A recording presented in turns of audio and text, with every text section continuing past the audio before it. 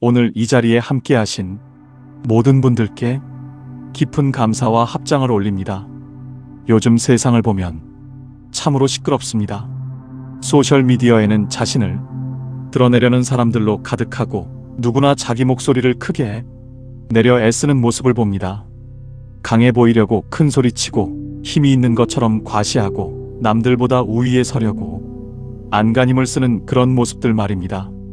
그런데 불자님들, 진짜 강한 사람은 어떤 사람일까요? 목소리가 큰 사람입니까?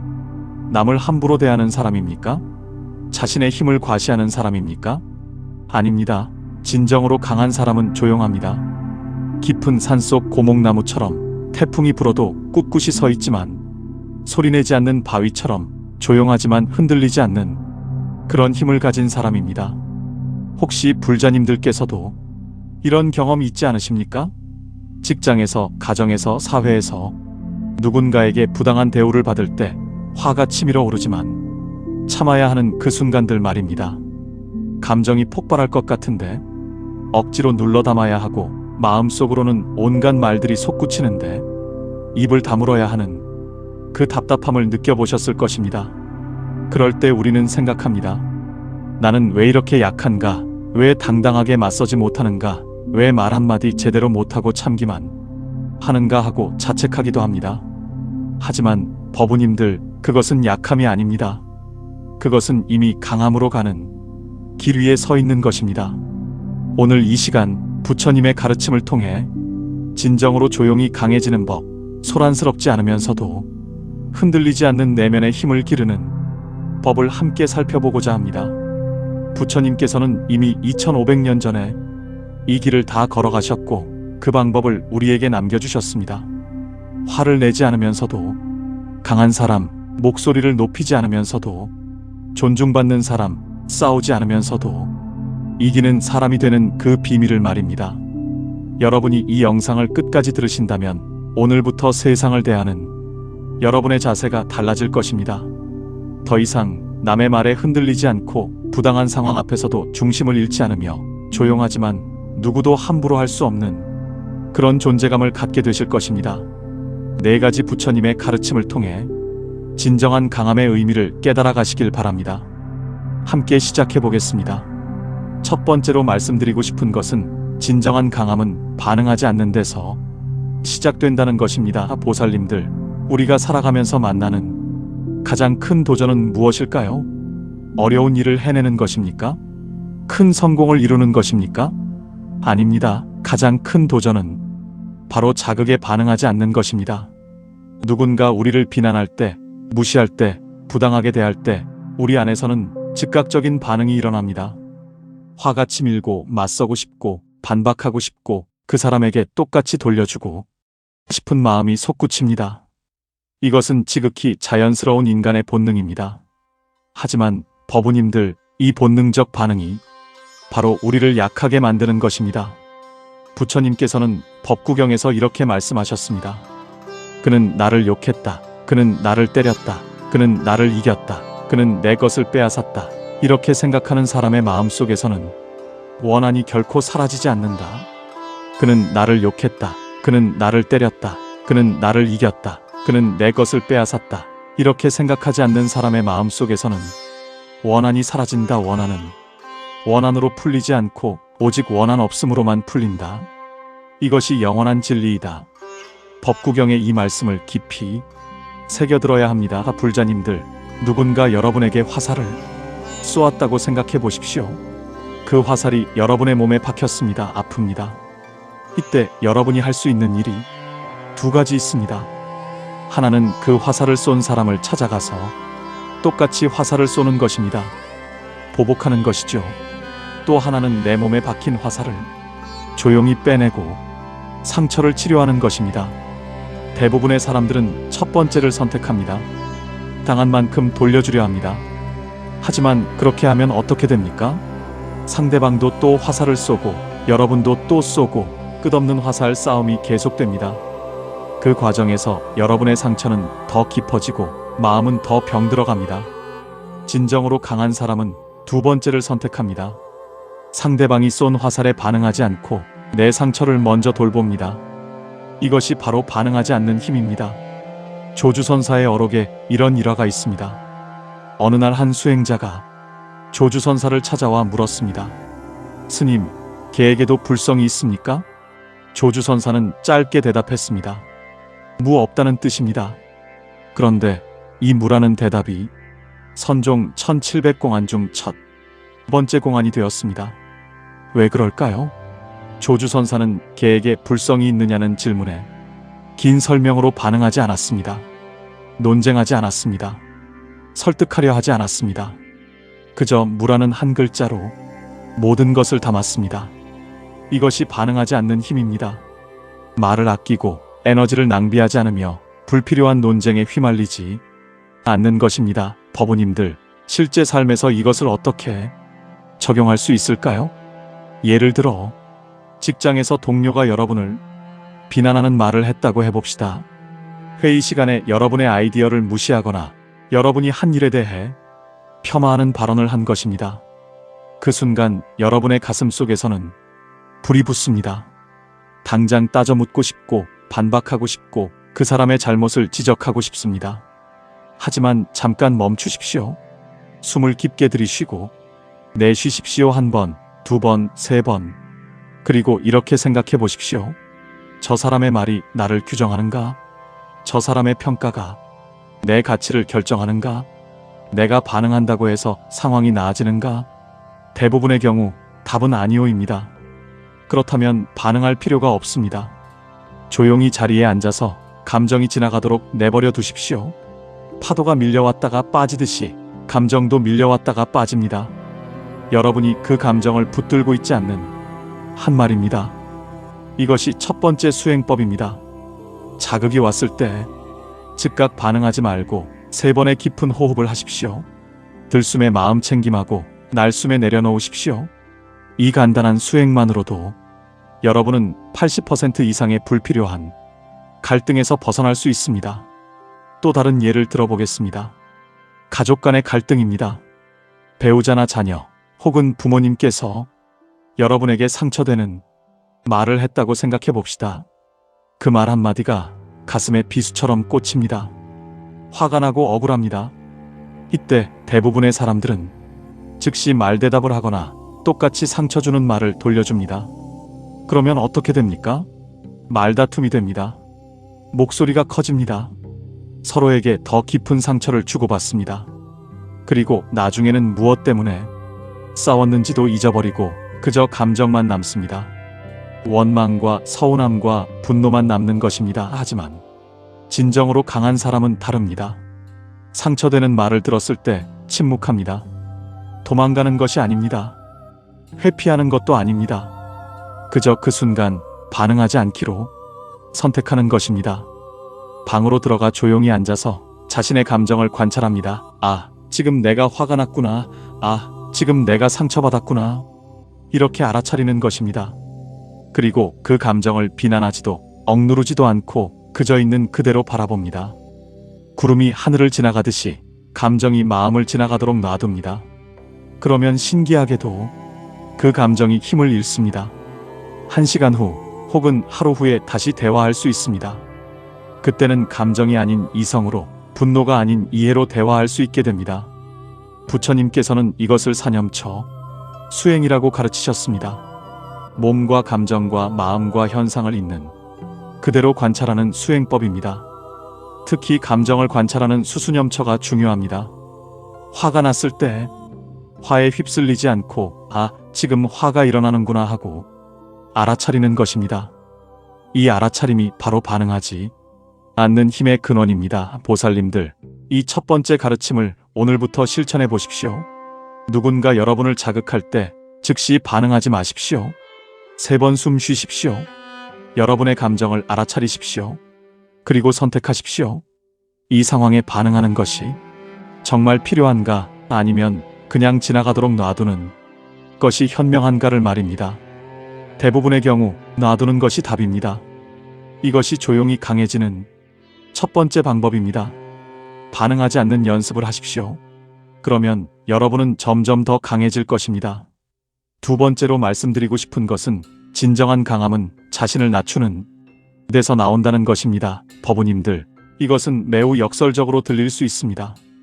어떻게 자신을 낮추는 것이 강함이 될 수 있습니까? 세상은 우리에게 정반대를 가르칩니다. 자신을 드러내라, 당당하게 주장하라, 남보다 높은 자리에 올라가라고 말합니다. 하지만 부처님의 가르침은 다릅니다. 금강경에서 부처님께서는 이렇게 말씀하셨습니다. 모든 보살은 마땅히 이와 같이 청정한 마음을 내되 형상에 머물러 마음을 내지 말고 소리 향기 맛 감촉법에 머물러 마음을 내지 말지니라. 마땅히 머무는 바 없이 그 마음을 낼지니라. 무주상보시라는 가르침입니다. 집착하지 않고 베푸는 것, 자신을 내세우지 않고 행하는 것을 말합니다. 이것이 바로 자신을 낮추는 것입니다. 불자님들, 키 큰 나무를 생각해 보십시오. 폭풍이 불면 어떤 나무가 먼저 부러집니까? 높이 솟아있는 나무입니다. 반대로 땅에 바짝 붙어있는 풀은 아무리 센 바람이 불어도 부러지지 않습니다. 휘어질 뿐입니다. 바람이 지나가면 다시 일어섭니다. 이것이 낮음의 힘입니다. 우리 선가에 전해 내려오는 이야기가 있습니다. 어느 산속 암자에 큰 스님 한 분이 계셨습니다. 많은 제자들이 따르고 사람들이 존경하는 그런 큰 스님이었습니다. 어느 날 멀리서 그 스님의 명성을 듣고 한 선비가 찾아왔습니다. 선비는 스님을 시험해 보려는 마음으로 일부러 무례하게 굴었습니다. 스님, 당신이 그렇게 깨달음을 얻었다면 내 질문에 답해 보시오. 부처가 무엇이오? 스님은 조용히 대답했습니다. 마당의 잣나무이니라. 선비는 비웃었습니다. 그게 무슨 대답이오? 말장난 아니오? 스님은 아무 말 없이 미소만 지었습니다. 선비는 더 도발적으로 나왔습니다. 당신이 정말 도를 얻었다면 내가 지금 당신을 때려도 화내지 않겠소? 스님은 말했습니다. 때려보시오. 선비는 주저하다가 실제로 스님의 뺨을 때렸습니다. 스님은 고개를 살짝 돌렸을 뿐 아무런 반응도 하지 않았습니다. 화내지도 피하지도 말대꾸하지도 않았습니다. 그 순간 선비는 땅바닥에 무릎을 꿇었습니다. 그리고 울면서 용서를 빌었습니다. 스님, 제가 잘못했습니다. 제가 교만했습니다. 스님은 그의 머리를 쓰다듬으며 말했습니다. 일어나시오. 나를 때린 것이 아니라 그대 자신을 때린 것이오. 이제 그 아픔을 느꼈으니 일어나 함께 차나 마십시다. 보살님들, 이 이야기에서 무엇을 보십니까? 스님은 선비의 도발에 전혀 반응하지 않았습니다. 자신을 낮추고 상대의 무례함을 그대로 받아들였습니다. 하지만 그 낮춤 속에 얼마나 큰 힘이 있었습니까? 선비는 스스로 무릎을 꿇었습니다. 누가 강요하지 않았습니다. 진정한 강함을 본 것입니다. 낮추는 힘을 본 것입니다. 법우님들, 현대를 살아가는 우리에게 이것이 어떻게 적용될 수 있을까요? 직장에서 상사가 부당하게 여러분을 질책한다고 생각해 봅시다. 여러분의 잘못이 아닌데도 불구하고 화풀이하듯이 소리를 지릅니다. 이때 여러분이 할 수 있는 반응은 여러 가지입니다. 맞서 싸울 수도 있고, 변명할 수도 있고, 억울함을 호소할 수도 있습니다. 하지만 가장 강한 반응은 무엇일까요? 조용히 듣는 것입니다.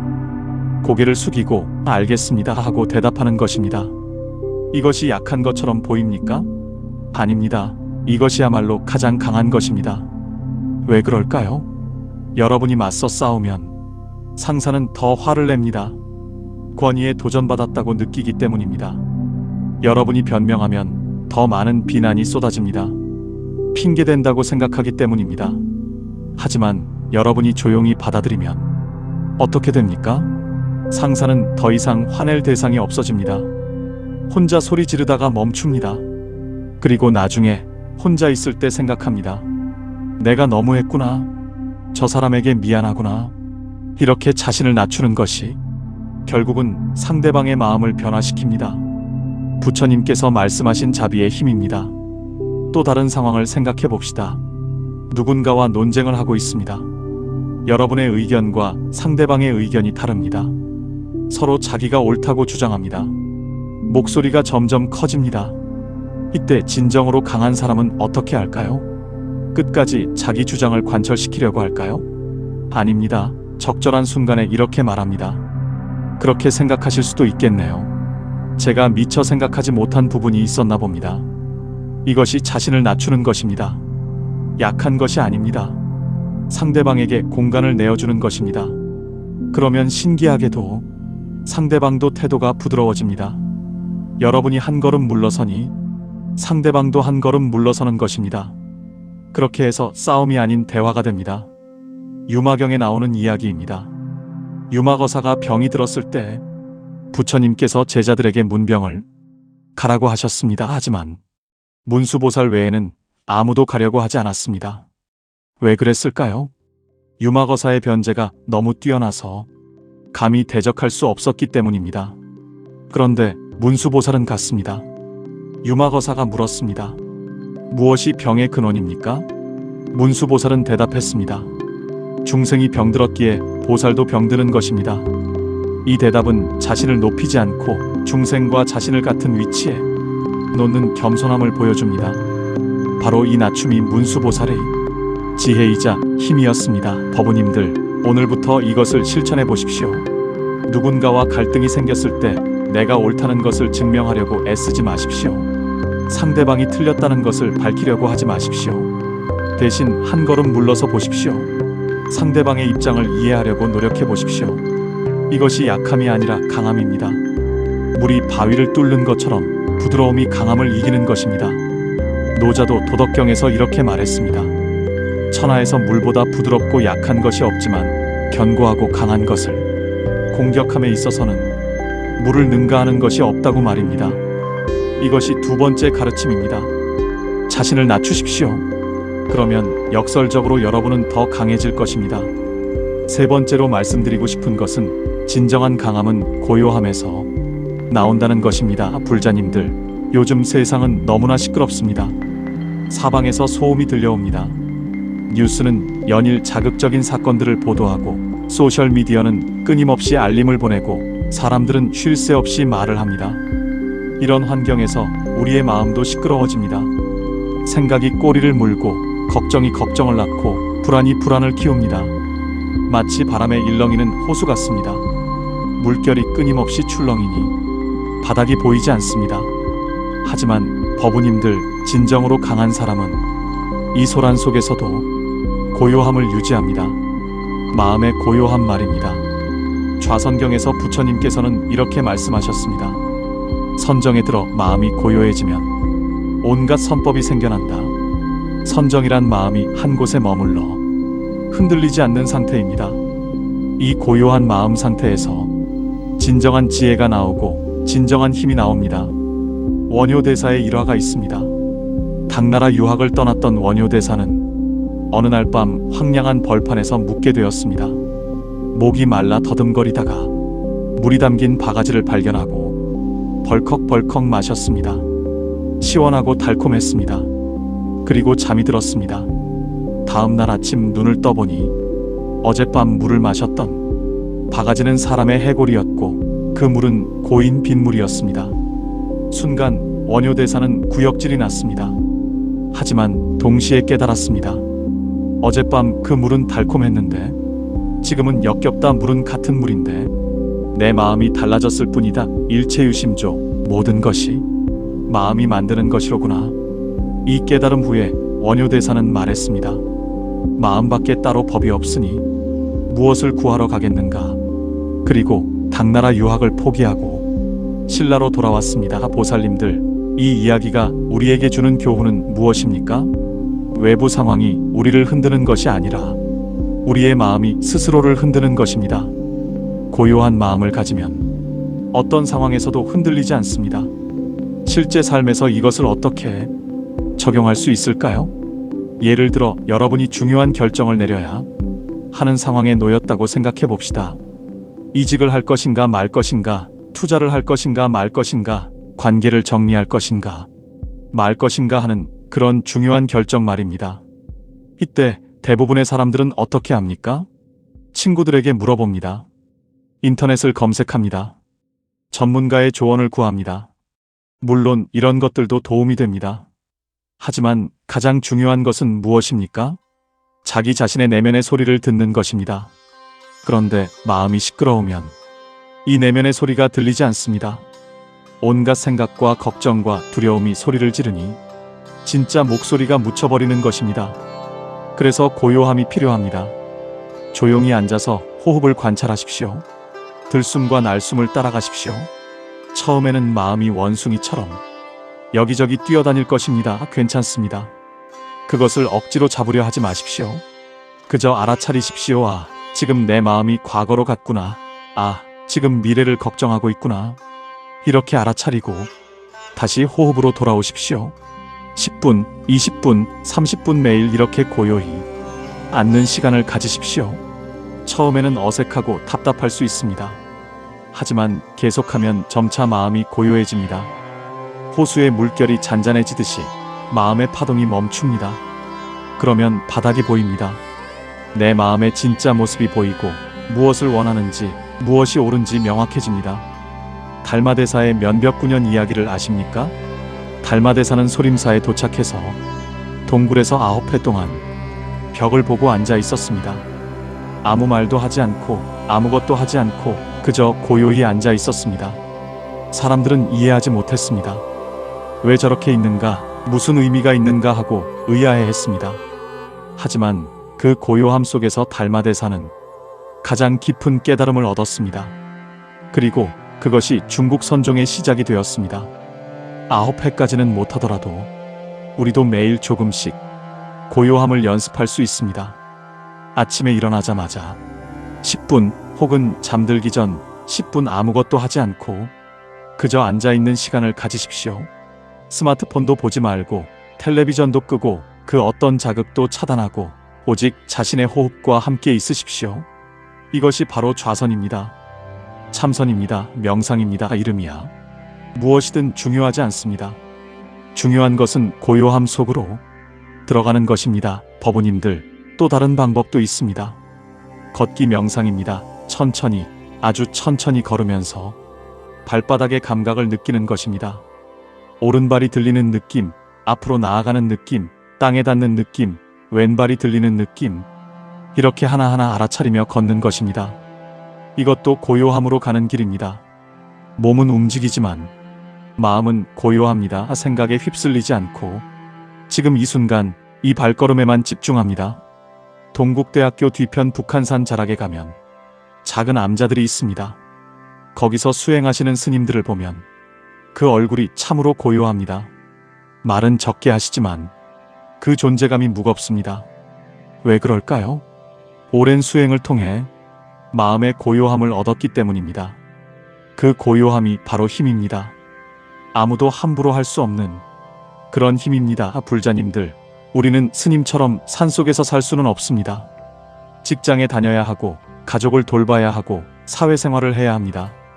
하지만 그 안에서도 고요함을 가질 수 있습니다. 출퇴근 버스나 지하철에서 스마트폰을 보는 대신 눈을 감고 호흡을 관찰하십시오. 점심시간에 공원 벤치에 앉아 10분간 아무 생각 없이 나무를 바라보십시오. 밤에 잠들기 전 오늘 하루를 돌아보며 감사한 일 3가지를 떠올리십시오. 이런 작은 실천들이 모여서 마음의 고요함을 만듭니다. 그리고 이 고요함이 쌓이고 쌓이면 어느 순간 여러분은 변화를 느낄 것입니다. 예전에는 화를 냈을 상황에서 침착하게 대응하는 자신을 발견하고 예전에는 불안했을 일에 태어난 자신을 보게 될 것입니다. 이것이 바로 고요함의 힘입니다. 조용하지만 강한 힘입니다. 3번째 가르침을 기억하십시오. 고요함을 키우십시오. 매일 조금씩 꾸준히 고요 속으로 들어가는 연습을 하십시오. 그러면 세상이 아무리 시끄러워도 여러분의 중심은 흔들리지 않을 것입니다. 4번째이자 마지막으로 말씀드리고 싶은 것은 진정한 강함은 자비에서 완성된다는 것입니다. 보살님들, 지금까지 우리는 반응하지 않기, 자신을 낮추기, 고요함 키우기를 배웠습니다. 이 모든 것이 중요하지만 한 가지가 더 필요합니다. 바로 자비입니다. 자비 없는 강함은 차갑습니다. 냉정합니다. 사람들을 멀어지게 합니다. 하지만 자비가 있는 강함은 따뜻합니다. 사람들을 끌어당깁니다. 진정으로 변화시킵니다. 법화경에서 부처님께서는 이렇게 말씀하셨습니다. 일체 중생이 다 나의 자식이다. 깊이 고통의 구렁텅이에 빠져 있으니 내가 마땅히 구제하여 이 고통에서 벗어나 무상의 즐거움을 얻게 하리라. 이것이 자비입니다. 모든 중생을 자신의 자식처럼 여기는 마음입니다. 미워하는 사람도, 나를 괴롭히는 사람도, 심지어 원수까지도 모두 고통받는 중생으로 보는 것입니다. 석가모니 부처님의 일생을 보십시오. 부처님께는 제바달다라는 사촌 동생이 있었습니다. 제바달다는 부처님을 질투했습니다. 교단을 빼앗으려 했고 심지어 부처님을 죽이려고 시도했습니다. 한 번은 부처님이 지나가시는 길에 취한 코끼리를 풀어놓기까지 했습니다. 미친 코끼리가 부처님을 향해 돌진했습니다. 제자들은 겁에 질렸습니다. 하지만 부처님은 고요하게 서 계셨습니다. 그리고 코끼리를 향해 자비로운 마음을 보내셨습니다. 그러자 신기하게도 코끼리가 멈춰 섰습니다. 그리고 부처님 앞에 무릎을 꿇었습니다. 제바달다는 결국 여러 번의 음모가 실패하고 땅이 갈라지며 지옥에 떨어졌다고 합니다. 그런데 부처님께서는 어떻게 하셨습니까? 제바달다를 저주하거나 비난하지 않으셨습니다. 오히려 이렇게 말씀하셨습니다. 제바달다는 먼 미래의 부처가 될 것이다. 천왕열애라는 이름으로 말이다. 자신을 죽이려 한 사람에게까지 자비를 베푸신 것입니다. 이것이 완전한 자비이고 완전한 강함입니다. 법우님들, 이것이 우리 삶에서 어떻게 적용될 수 있을까요? 누군가 여러분에게 해를 끼쳤다고 생각해 봅시다. 사기를 쳤거나 배신했거나 여러분을 모함했을 수 있습니다. 이때 자연스러운 반응은 분노와 복수심입니다. 그 사람이 벌받기를 바라고 고통받기를 원합니다. 하지만 법우님들, 잠깐 멈추고 생각해 보십시오. 그 사람은 왜 그런 행동을 했을까요? 행복해서 그랬을까요? 마음이 평화로워서 그랬을까요? 아닙니다. 그 사람도 고통받고 있었기 때문입니다. 탐욕에 사로잡혔거나 두려움에 휩싸였거나 분노에 눈이 멀었기 때문입니다. 건강한 사람은 남을 해치지 않습니다. 병든 사람이 남을 해치는 것입니다. 이것을 이해하면 그 사람을 향한 여러분이 마음이 조금 달라집니다. 여전히 화가 날 수 있습니다. 그것은 자연스러운 일입니다. 하지만 그 화 속에 이해와 연민이 섞입니다. 저 사람도 불쌍한 사람이구나. 업보에 묶여 고통받는 중생이구나. 이렇게 생각하게 됩니다. 이것이 자비의 시작입니다. 성철 스님의 법어 중에 이런 말씀이 있습니다. 산은 산이요, 물은 물이로다. 이 말씀의 깊은 뜻은 모든 것을 있는 그대로 보라는 것입니다. 나쁜 사람을 나쁘게만 보지 말고 그 사람도 괴로운 중생임을 보라는 것입니다.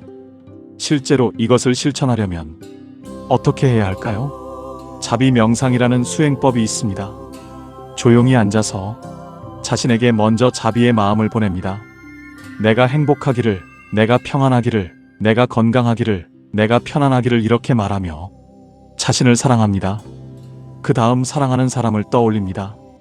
부모님, 배우자, 자녀를 떠올리고 그들의 행복을 기원합니다. 그 다음 중립적인 사람, 길에서 스쳐 지나가는 사람들을 떠올리고 그들의 행복을 기원합니다. 그리고 마지막으로 가장 어려운 단계입니다. 자신에게 해를 끼친 사람, 미워하는 사람을 떠올립니다. 그리고 그들에게도 같은 말을 합니다. 그대도 행복하기를, 그대도 평안하기를, 그대도 고통에서 벗어나기를. 처음에는 이 말이 입에서 나오지 않을 수 있습니다. 거짓말 같고 위선 같습니다. 하지만 계속하십시오. 억지로라도 계속하십시오. 신기하게도 마음이 변합니다. 처음에는 억지였던 말이 점차 진심이 됩니다. 그 사람을 향한 미움이 조금씩 녹습니다. 이것이 자비 수행의 힘입니다. 또 다른 예를 들어보겠습니다. 직장에서 경쟁 관계에 있는 동료가 있다고 해봅시다. 승진을 놓고 프로젝트를 놓고 경쟁합니다. 자연스럽게 그 사람이 실패하기를 바라는 마음이 생깁니다. 그 사람이 잘 되면 내가 뒤처진다고 생각하기 때문입니다. 하지만 자비로운 사람은 다르게 생각합니다. 저 사람도 가족을 부양해야 하고 꿈이 있고 행복하고 싶은 마음이 나와 똑같구나. 저 사람이 잘 된다고 해서 내가 못 되는 것이 아니다. 우리 모두 잘 될 수 있다. 이렇게 생각합니다. 그리고 놀랍게도 이런 마음을 가지면 실제로 관계가 좋아집니다. 경쟁자가 아니라 동료가 됩니다. 서로 돕고 격려하는 관계가 됩니다. 그러면 일의 성과도 더 좋아집니다. 자비가 모든 사람에게 이익을 가져다 주는 것입니다. 화엄경에는 이런 구절이 있습니다.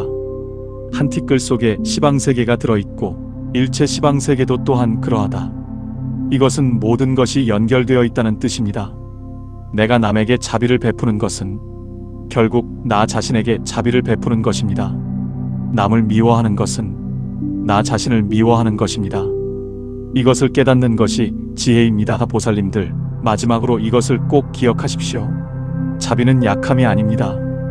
어떤 사람들은 생각합니다. 자비로우면 남에게 이용당한다고, 호구가 된다고 말입니다. 천만의 말씀입니다. 진정한 자비는 지혜와 함께 갑니다. 맹목적으로 남을 도와주는 것이 아니라 무엇이 진정으로 그 사람에게 도움이 되는지를 아는 것입니다. 때로는 단호하게 거절하는 것이 자비일 수 있습니다. 술주정뱅이에게 술값을 주는 것은 자비가 아닙니다. 그가 술을 끊도록 돕는 것이 진정한 자비입니다. 부처님께서도 제자들의 잘못된 행동을 보시면 엄하게 꾸짖으셨습니다. 그것도 자비였습니다. 그들이 바른 길로 가도록 하기 위함이었습니다. 그러니 자비롭다는 것은 무조건 착하게만 구는 것이 아닙니다. 상대방의 진정한 행복과 성장을 위해 필요한 것을 하는 것입니다. 때로는 부드럽게, 때로는 엄하게, 하지만 항상 사랑으로 하는 것입니다. 이것이 네 번째이자 마지막 가르침입니다. 자비를 실천하십시오. 자신에게, 사랑하는 사람들에게, 그리고 어려운 사람들에게까지 자비를 확장해 나가십시오. 그러면 여러분의 강함은 완전해질 것입니다. 차갑지 않고 따뜻한 강함, 멀어지게 하지 않고 끌어당기는 강함, 파괴하지 않고 치유하는 강함을 갖게 될 것입니다. 법우님들, 보살님들, 오늘 우리는 조용히 강해지는 4가지 방법을 함께 살펴보았습니다. 첫째, 반응하지 않기. 둘째, 자신을 낮추기. 셋째, 고요함 키우기. 넷째, 자비 실천하기.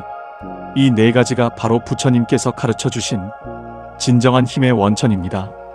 세상은 우리에게 크게 소리치라고, 높은 자리에 올라가라고, 남을 이기라고 가르칩니다. 하지만 부처님의 가르침은 정반대입니다. 조용하라, 낮아지라, 고요하라, 자비하라. 그리고 역설적으로 이것이 진정한 강함으로 가는 길입니다. 불자님들, 이것을 오늘부터 실천해 보십시오. 한꺼번에 다 할 필요는 없습니다. 하나씩 천천히 꾸준히 해보십시오. 누군가 여러분을 자극할 때 3번 호흡하는 것부터 시작하십시오. 논쟁이 생겼을 때 한 걸음 물러서 보십시오. 매일 10분씩 조용히 앉는 시간을 가지십시오. 미운 사람에게도 행복하기를 기원해 보십시오. 이런 작은 실천들이 모여서 여러분을 변화시킬 것입니다. 한 달 후, 석 달 후, 1년 후의 여러분을 상상해 보십시오. 더 이상 쉽게 화내지 않고 남의 말에 흔들리지 않으며 어떤 상황에서도 중심을 잃지 않는 그런 여러분을 말입니다. 조용하지만 누구도 함부로 할 수 없는, 부드럽지만 누구보다 강한 그런 존재가 된 여러분을 말입니다. 이것이 가능합니다. 부처님께서 그 길을 이미 걸어가셨고 우리에게 보여주셨습니다. 수많은 조사 스님들이 그 뒤를 따라 걸어가셨습니다. 이제 우리 차례입니다. 법우님들, 오늘 이 말씀이 여러분의 마음에 작은 씨앗이 되기를 바랍니다. 그 씨앗이 싹트고 자라서 큰 나무가 되어 여러분 자신뿐 아니라 주변 사람들에게도 그늘을 드리우는 그런 나무가 되기를 기원합니다. 오늘 이 영상이 도움이 되셨다면 좋아요 버튼을 눌러주시고 댓글로 여러분의 생각과 경험을 나눠주십시오. 다른 법우님들에게도 도움이 될 것입니다. 그리고 구독과 알림 설정을 해주시면 앞으로도 부처님의 지혜를 함께 나눌 수 있을 것입니다. 오늘 함께 해주신 모든 분들께 깊은 감사를 드립니다. 여러분 모두 건강하시고 평안하시길, 모든 고통에서 벗어나시길, 진정한 행복을 누리시길 간절히 기원합니다. 나무아미타불 관세음보살